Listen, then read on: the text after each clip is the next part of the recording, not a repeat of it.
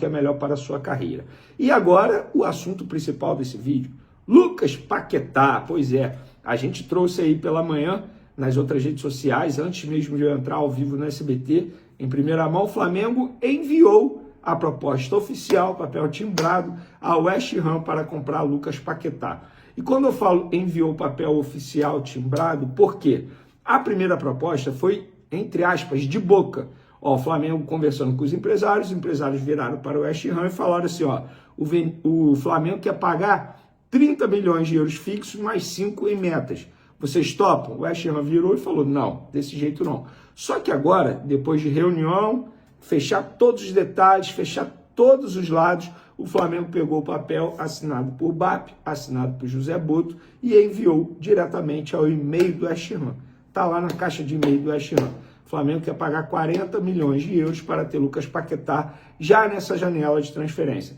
Vene, e aquela proposta do West Ham de vender o jogador agora, mas o Flamengo ser obrigado a emprestar o jogador até o meio do ano, quando acaba a temporada na Inglaterra? Esquece, desse jeito o Flamengo não pretende fazer. Já que é para comprar o jogador agora, o Flamengo quer ter o jogador agora.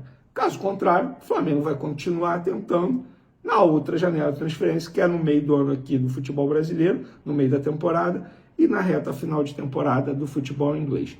Basicamente, eu penso o seguinte, tá? Eu acho que o Flamengo está certo. É difícil. Como é que tu compra algo e empresta algo? É a mesma coisa que você comprar um apartamento e deixar a pessoa morar lá durante 6 meses depois. Então, assim, fazendo uma analogia rápida que me veio à cabeça, é basicamente isso. Então, eu acho que o Flamengo está certo, está jogando com a paciência e também com a vontade do jogador, porque a vontade está pesando demais. O jogador extremamente importante no West Ham, mas já avisou para o clube inglês, eu quero jogar no Flamengo. Inclusive o próprio Paquetá já comentou em fotos no Flamengo. Enfim, a gente sabe que, para mim, questão de tempo. Resta saber quando o Lucas Paquetá vai jogar no Flamengo. Se vem já nessa janela de transferência ou se vem na janela do meio do ano, pós-Copa do Mundo, né? Porque ele com certeza estará na lista de Carlo Ancelotti para a disputa da competição, principal competição do futebol no meio dessa temporada, que será disputada nos Estados Unidos, Canadá e México. Valeu, galera! Espero que vocês tenham gostado. Até o próximo vídeo. Fui! Então, eu de rodar primeiro e segundo tempo. Eu não acho a Supercopa a coisa mais importante do mundo. É bacana. Mas É para bom mim ela é, ganhar. por exemplo, mais importante que o estadual e é um jogo contra o Corinthians. Então, já pensando nisso, olhando um pouco para frente e olhando o estágio do Corinthians e olhando o estágio das outras equipes do estadual carioca, eu acho que o Flamengo começa um pouco à frente dos outros. Quando você me pergunta sobre isso, sendo bem detalhista, talvez olhando já o começo do Brasileiro, que é daqui uma semana, Palmeiras também, se quiser competir, apesar da goleada de ontem, eu acho que vendo que o Palmeiras produziu no começo, eu imagino que vai começar jogando bom futebol também. Olhando para frente E o Cruzeiro abaixo, tá? Para pegar os 3 favoritos do Campeonato Brasileiro. Não, perfeito. Jean, porque... Por enquanto. Até pegando esse gancho aqui do Birner, olhando logo ali, né? Tão lá na frente, é logo ali. Já é o final de semana, já é o próximo meio de semana, já é o outro final de semana. E vendo os adversários, estou aqui o Cruzeiro, lembrou bem, me parece que aí o Flamengo já vai começar as suas competições um passinho à frente. A gente não sabe o que vai acontecer lá na frente, mas do que a gente viu até agora nesse curto espaço de temporada, a gente estava até falando na redação, né? Pô, até o jogo tá legal, o jogo tá bom, e o Flamengo até acima das expectativas. É isso aí. Boa noite, William, boa noite a todos. Então, o jogo foi muito legal, foi divertido, como disse o Bertozzi. Foi um banho do Flamengo e talvez até surpreendente para o que o jogo apresentava, né? Como um time começando seu primeiro jogo da temporada e tal. E é verdade, o Flamengo já com seu elenco principal, não com seu time principal, mas muita gente imaginava que pudesse ser metade de jogadores do Sub-20 e metade dos titulares, do elenco principal. Coisa que eu acho que não faria sentido nenhum, porque aí você correria o risco do mesmo jeito, né? E ao passo que quando você coloca os caras todos do elenco principal, ainda que não os principais jogadores do elenco principal, e a gente está tão acostumado a elogiar o elenco do Flamengo, que a gente sabe que se tiver 11 ou 10 que sejam do elenco principal... Vai ser um bom time. Vai ser um bom time. Pode não ter o Arrascaeta, pode não começar com o Pedro, pode não ter o Jorginho, que ainda assim vai ser um bom time como era. mas acho que começar do jeito que o Flamengo começou, e eu me refiro até ao primeiro tempo, que talvez tenha sido até melhor do que o segundo, né? Porque acho que atribuir a expulsão do Barros à vitória do Flamengo não faz sentido a partir do momento que o primeiro tempo já foi um primeiro tempo, exceção feita a esse lance, já foi um primeiro tempo de domínio absoluto do Flamengo. Então, sim, foi um grande jogo do Flamengo, foi uma belíssima primeira atuação, mesmo com o time todo mesclado, e eu concordo com tudo que você falou, mas não tem absolutamente nada a ver com o jogo de hoje. Eu acho que quando a gente faz as avaliações para início de temporada, né, sobre forças, sobre quem começa mais forte, quem começa menos forte, a gente não olha para os estaduais, ainda mais estaduais, ainda na sua fase inicial, para avaliar quem começa mais forte ou quem começa mais fraco. Que é o único parâmetro que a gente tem por enquanto. Isso, mas acho que é um parâmetro de pouca valia, assim. Eu acho que, no fim das contas, se a gente diz que o Flamengo... e o Birner falou, o Palmeiras e o Cruzeiro começam forte no Brasileiro. Eu ainda acho que o Cruzeiro é uma coisa que a gente Cruzeiro precisa... é uma dúvida.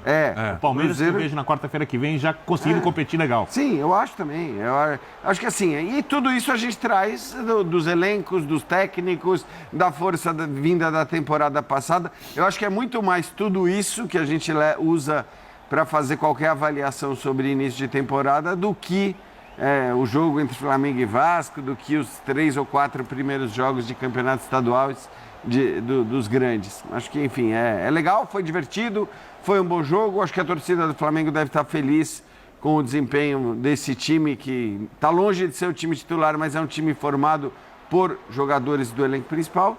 Deve estar muito feliz com o desempenho do elenco no jogo, mas não é isso que torna o Flamengo mais ou menos favorito para o começo da temporada. Ele já era favorito. Exatamente. Se jogar, ele já era favorito, né? É isso. Ainda mais trazendo o que trouxe do ano passado e, evidentemente, é um time que vai ainda ter reforços. Mas certamente vai. É mais próximo. Você tem Jorginho Arrascaeta, Varela... Varela estava no banco. De La Cruz e Ayrton Lucas. Tirando esses 5, a tropa foi pro jogo em algum momento.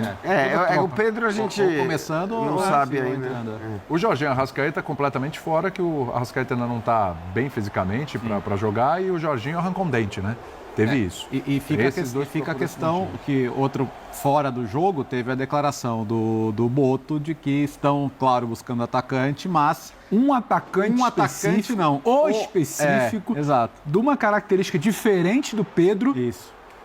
Por causa que ele virou e falou, é mais ou menos o que vocês viram da busca pelo Caio Jorge, mas não é qualquer um, é o atacante. É isso. Mas, ou seja, ele vai atrás de alguém desse tamanho aí. E não vai ser qualquer um.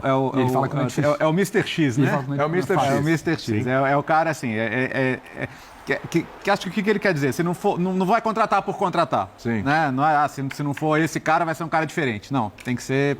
Ele vai trazer alguém do tipo do Caio Jorge. Até porque, assim, vamos olhar.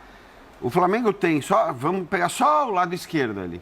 Uma disputa, né, entre 3 jogadores de alto nível. Eu estou tirando o Bruno Henrique dali, né? Já tô Bruno que quase faz o centro quando o Pedro não está. Exato, que faz o centro quando o Pedro não está e que pode até ser uma opção para lá. Então, de fato, acho que é isso. O Flamengo tem que dar o tiro onde ele sabe que é algo que vai fazer diferença. Porque trazer mais opção pro Felipe Luiz não faria sentido. Tem necessidade. Se você traz um cara que é uma opção tática, que foi o que ele falou, e aparentemente um nome muito grande, um nome muito pesado, aí é outra história. Eu acho que o Flamengo tem desafios assim um pouco diferentes de 90% dos times da elite do futebol brasileiro.